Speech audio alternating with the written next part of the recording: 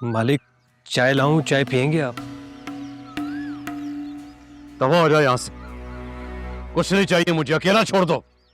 और सारे नकम्मे और नालायक इकट्ठे किए मैंने, और इससे बेहतर था मैं खुद काम कर लेता। मालिक, हमने तो अपनी पूरी कोशिश की थी। बस करो, कोशिश की थी। और तुम लोग सिर्फ घर के शेर हो, घर के। बाहर के कुत्ते हो, कुत्ते। चला जा, नहीं तो तेरी गिच्ची में रोड़ दूंगा। चल। चल।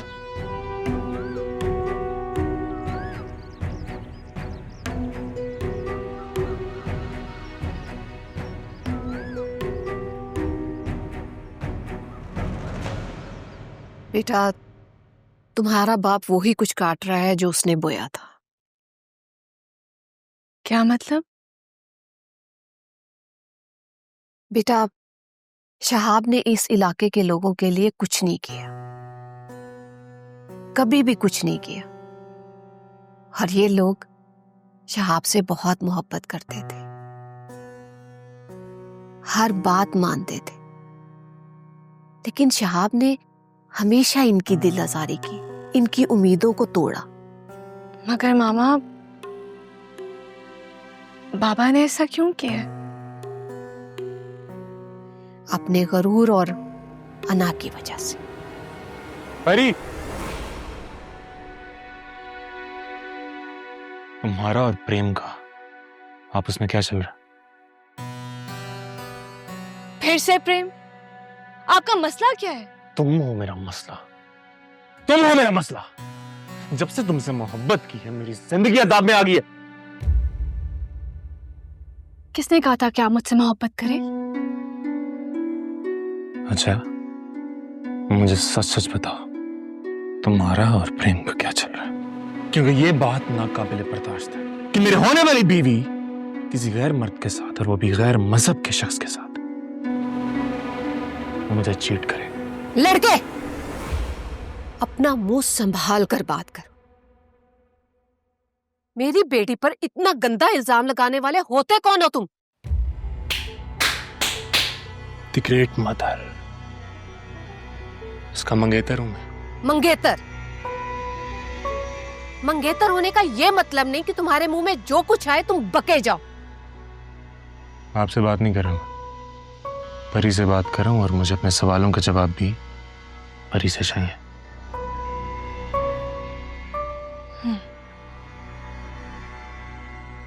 मिस्टर बिलाज, आप निहायत ही घटिया इंसान है, एक घटिया सोच के मालिक हैं। तुम्हारे किसी भी सवाल के जवाब को देना पसंद नहीं करती, समझे तुम? जवाब तो तुम्हें देने पड़ेंगे, क्योंकि तुम मेरे होने वाली बीवी हो। होने वाली हो तो नहीं, और तुम्हारा कोई राइट नहीं कि तुम मुझसे इस तरह बात करो। मेरा ख्याल है तुम्हें तुम्हारे सवालों के जवाब मिल चुके हैं। अब जाओ यहां से।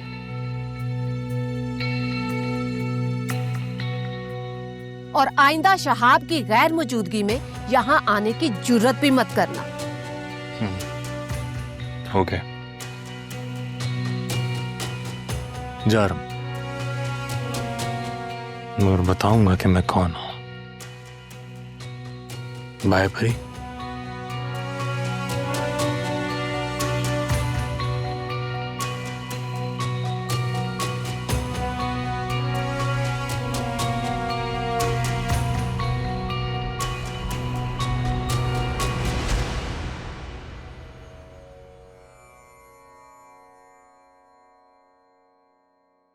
सूफी साहब, मेरी हार पर खुश तो बहुत होंगे आप। शुक्र अल्हम्दुलिल्लाह, खुश हूं कि मोमिन गरीबों की भी सुनता है मालिक। सूफी साहब, आप चंगी तरह जानते हैं कि मैं हार मानने वालों में से नहीं हूं, और ना ही कभी मानूंगा। ये इलाका और यहां के लोग मेरी मिल्कियत हैं और रहेंगे। अपनी जागीर पर मैं किसी को मुसल्लत नहीं होने दूंगा। आजाद लोगों को अपनी जागीर समझना छोड़ दो शहाबुद्दीन। मैंने देखा है बातें करते हो तुम, सिर्फ बातें हैं। लोगों ने जिन्होंने अमल करना था उन्होंने अमल करके दिखा दिया, और जिसे मुंतखब करना था कर लिया।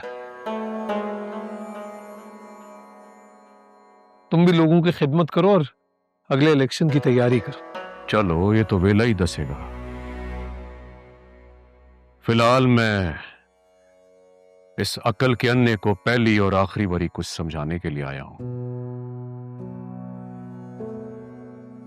बोल शहाबुद्दीन, सुन रहा हूं मैं अच्छी तरह जानता हूं कि मेरी हार के पीछे तेरा और तेरी मां किरण कौर का हाथ है।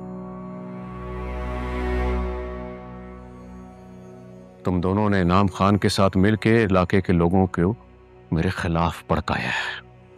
शहाबुद्दीन, सप को मारने के लिए लोगों को बताना नहीं पड़ता।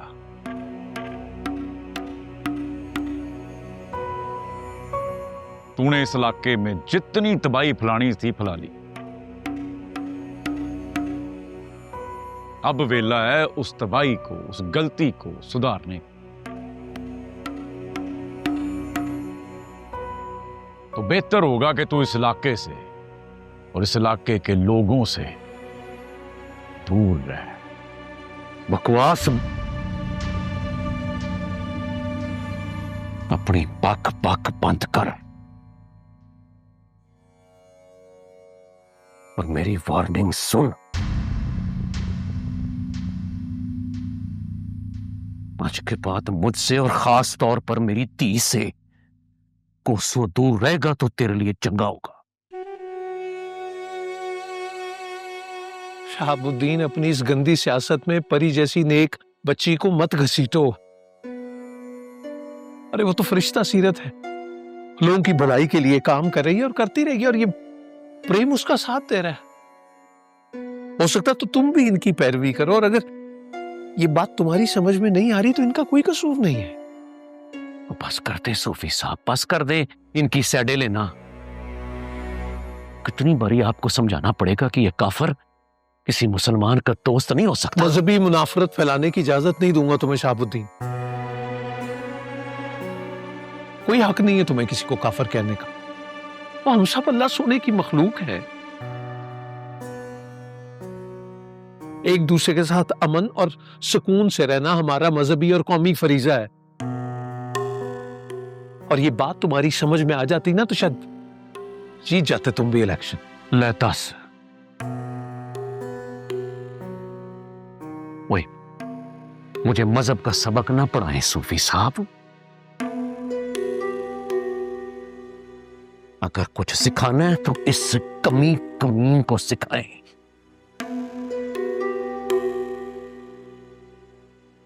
समझ जाए तो चंगा, नहीं तो मेरा जिम्मा दोष पोष। काश तुम भी इंसानियत का सबक सीख गए होते शहाबुद्दीन। अभी भी वक्त है। चलो फिर देखते हैं। बबरखा।